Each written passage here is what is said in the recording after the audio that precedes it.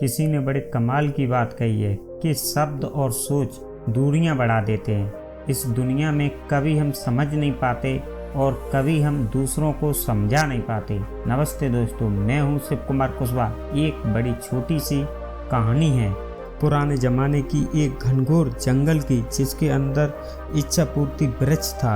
एक ऐसा पेड़ जिससे आप जो इच्छा जाहिर करो वही आपकी इच्छा की पूर्ति कर देता था। उस पेड़ के बारे में बहुत कम लोगों को पता था, क्योंकि उस घनघोर जंगल में कोई आता जाता नहीं था। एक ऐसा जंगल जहां सूर्य की किरणें भी नहीं पहुंच पाती थी।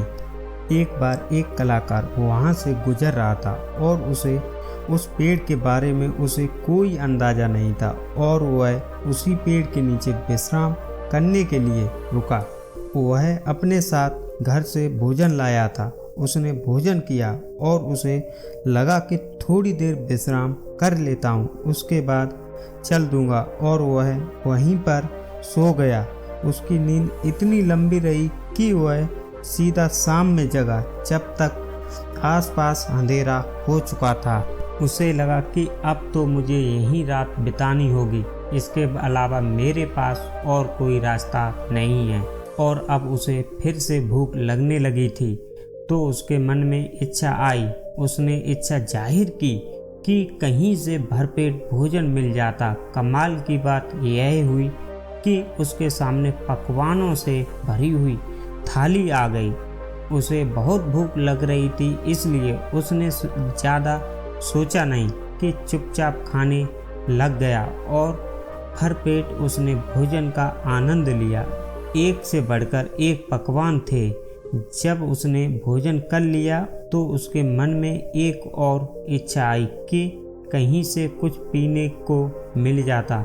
उसके सामने शरबत के 2 बड़े बड़े गिलास आ गए।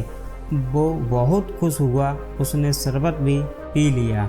उसने यह भी नहीं सोचा कि यह सब आ कहाँ से रहा है। उसके मन में एक और इच्छा आई कि जब इतना सब कुछ हो ही रहा है तो कहीं से एक तकिया आ जाता, सिरने लगा लेता। उसकी आंखों के सामने कमाल यह हुआ कि एक तकिया भी आ गया। उसने तकिए को अपने सिरने रख लिया, और सिरने रखने के बाद वह विश्राम करने लगा। लेटा वहाँ पर तो बस यह सोचने लगा कि यह सब हुआ कैसे। उसके दिमाग ने अब काम करना शुरू किया कि मैंने सिर्फ सोचा और खाना आया कैसे, शरबत आया कैसे, तकिया आया। कहीं यहाँ पर कोई भूत तो नहीं है। बस उसके मन में एक इच्छा, एक बात आई, और सच में वहाँ भूत आ गया। जैसे ही उसने भूत को देखा तो उसके मन में पहला विचार यही आया कि कहीं भूत मुझे खा ना जाए, क्योंकि इसलिए इसने मुझ तक शरबत पहुंचाया, खाना पहुंचाया, पकवान पहुंचाया, तकिया पहुंचाया।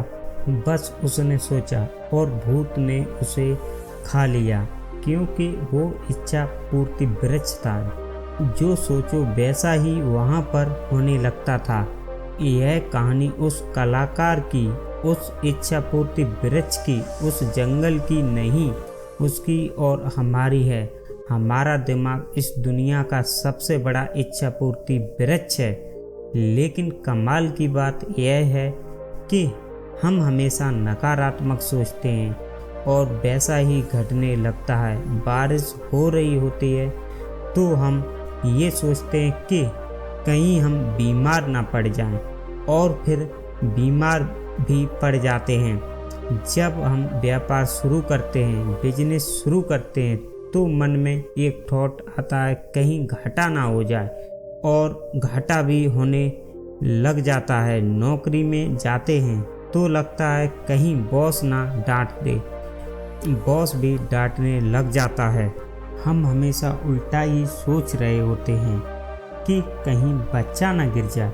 बच्चा गिर जाता है, उसे चोट लग जाती है। जीवन में जैसा सोचोगे, यह इच्छा पूर्ति वृक्ष, जो कि इच्छा पूर्ति मस्तिष्क है, यह अवचेतन मन उन्हीं सारी चीज़ों को पूरा करने में जुट जाएगा। इसकी सारी शक्ति आपकी उस सोच को जागृत करने में, उसको साकार करने में जुट जाएगी। इसलिए छोटी सी कहानी का सार यह कहता है कि जैसा सोचोगे वैसा पाओगे। इसलिए सोचना पॉजिटिविटी के साथ शुरू कीजिए, वरना जीवन में आपका इच्छा पूर्ति वृक्ष भी एक भूत को लेकर आएगा और भूत आपको खा जाएगा। इस बात का ख्याल रखिए और देखते रहिए हर रविवार सुबह 11 बजे मेरे साथ एक नई कहानी कर दिखाओ कुछ जैसा कि दुनिया करना चाहे आपके जैसा। धन्यवाद।